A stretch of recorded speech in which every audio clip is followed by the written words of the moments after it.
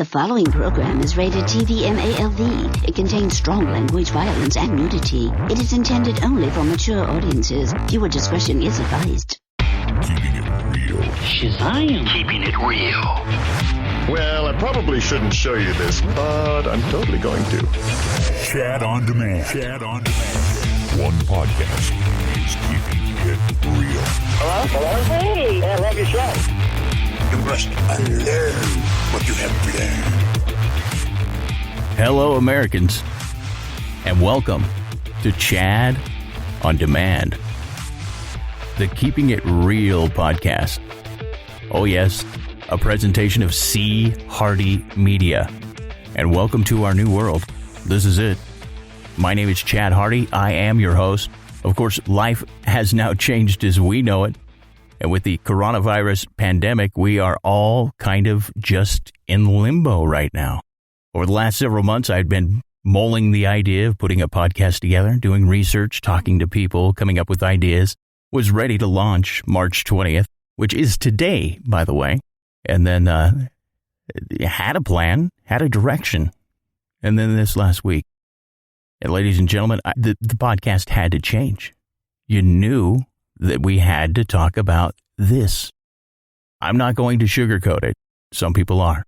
We're in for a ride, ladies and gentlemen. This is your source for up-to-date information, real stories from real people, authentic feedback from you, hopefully, because we're all in this together.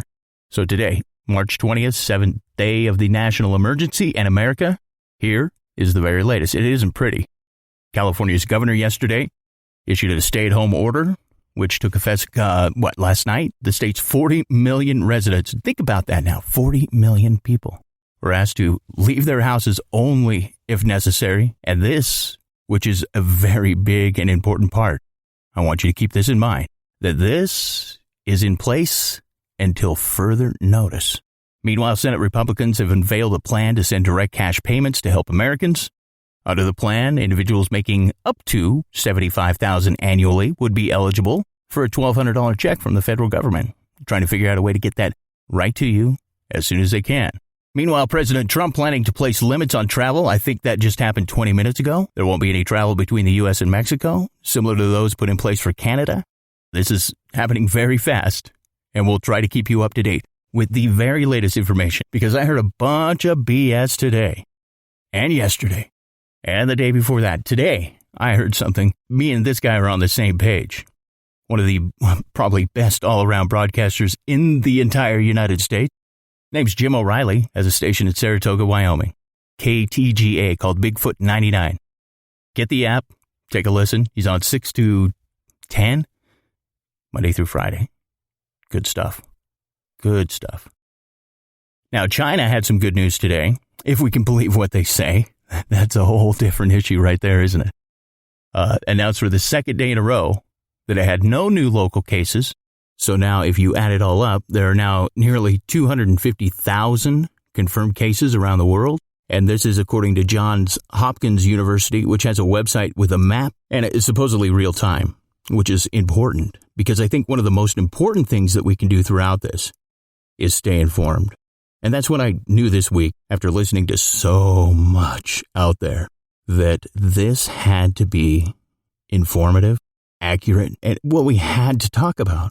Wasn't my plan. Oh, no.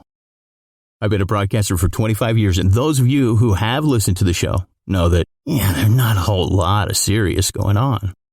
But when it is serious, we do it professionally, we do it right, and that's what we're hoping to do for you here with the podcast. You're listening to Chad on Demand, a C. Hardy Media production. The podcast is called Keeping It Real. Keep it real. There's a lot of misinformation out there, folks. Be informed.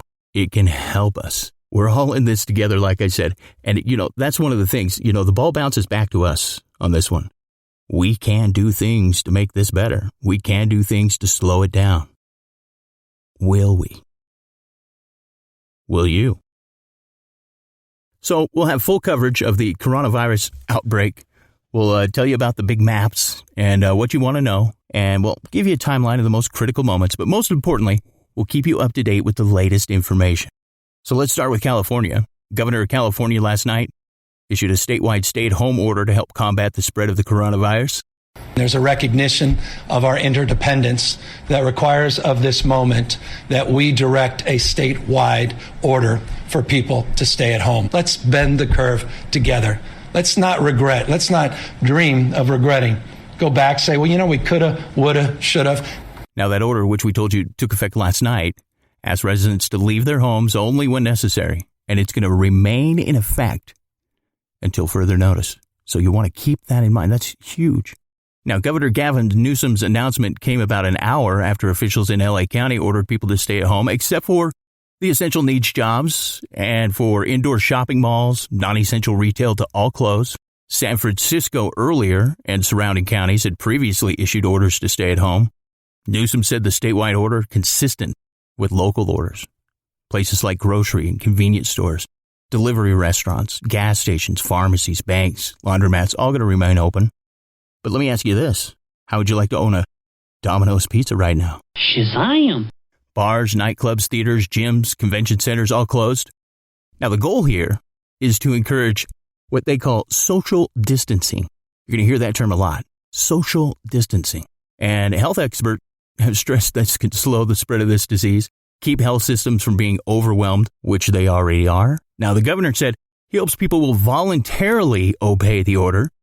There's what he calls a social contract here. Now, California, which has a population of around 40 million, among the first states to order statewide restrictions, actually right here in Nevada, and said non-essential businesses should close, but he put a timeline on it, 30 days. So everybody here, 30 days, we can make it 30 days. Really? I think it's just going to be 30 days? Because here's where this all gets real. It's not what he said last night. It's the letter that he sent to the president that's got me alarmed. That's got me going, wait a second here. These numbers? Breaking news from Governor Gavin Newsom just sent President Trump a letter telling him that roughly 56% of the California population, that's 25.5 million people, are projected to be infected with the virus over an 8-week period. Let me read that to you again. We project that roughly 56% of our population, roughly 25.5 million people, will be infected with the virus over an 8-week period. Over an 8-week period. That's in the letter. It was dated Wednesday. Thursday evening, he said, that number in and of itself shouldn't be overly alarming. The vast majority of us, the overwhelming majority of us, won't have symptoms. We'll be perfectly fine. But there is a subset that we're concerned about who will be more seriously affected. I would say that is overly alarming. Let's consider where we are right now with the current numbers. Okay, current numbers, what do we got? 870 cases. 870. 17 deaths linked to the illness. Now, that's according to the NBC News count of reported cases, and that includes those who have recovered, those who have died, and those repatriated to the U.S. from other countries. Only New York and Washington State have more cases. So let's read that again. March 20th now. Today is March 20th. Everything is shut down. Schools are closed. Stay-at-home orders are issued. Hospitals are already being overwhelmed with 870 cases, and they're projecting, let's read it again, 56% of our population, 25.5 million people, will be infected over an 8-week period. So there's two parts to that should certainly be over-alarming. One is where we are with 25.5 million people versus the 870 walking around right now, and everything's shut down. And then the timeline. They say this is during an 8-week period. People in Nevada closed for 30 days. Listened to Bigfoot 99 this morning in Wyoming, 15 days. Utah, 15 days? 8 weeks. We're only closed for 30. People aren't expecting it. I would expect it to be much longer than just 30 days out of work. More than 30 days out of school. Life, as we know it, has changed forever. So what's happening here in Nevada, our $68 billion casino industry, where approximately 450,000 workers now, at most of whom directly work on tips, wondering what their future holds. Teachers are home, wondering what their future holds. Bar and restaurant owners and workers. Just looking at the stocks alone, the El Dorado alone lost 83% of its stock value. Elko County now has its first case of coronavirus. The county notified Wednesday by the Department of Public and Behavioral Health of the first positive case. The case is a female in her 30s, has no underlying medical conditions. After feeling symptoms, the patient was tested on the 16th, which was 4 days ago from today, and has been in self-isolation since. Now, the state is tracing the patient's contacts and monitoring her and her family members in the home. We don't know who she is. There's no names. There's no names associated to the coronavirus. It's a serious problem, a serious public health threat. The immediate risk to the general public in Elko County considerably low, said a statement from the county. Boy, gotta feel comfort with the county on it. Considerably low. And then you got Northeastern Nevada Regional Hospital. Oh, yes, they're lots of fun. The patient was identified and treated at the hospital. It's now in its self-isolation at home, not currently being treated. Okay, well, let's just let her go home. Really? You get your first confirmed case. She's home. It's okay. Yeah, that's the attitude here. I'm telling you. Elko thinks they're invincible. Always has. Gonna be a problem. Gonna be a problem. As they said, the hospital prepared with the appropriate plans to detect, protect, and respond. They've been preparing for this in our community for many weeks, building upon the robust emergency operations plan that they have in place year-round. Robust. Okay.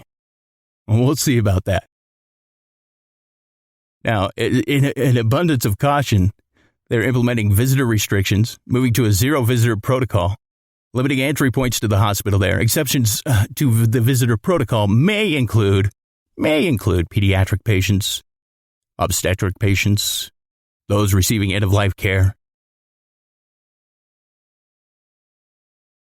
Now, per CDC guidelines, everyone entering the hospital is going to be screened for respiratory symptoms and travel history.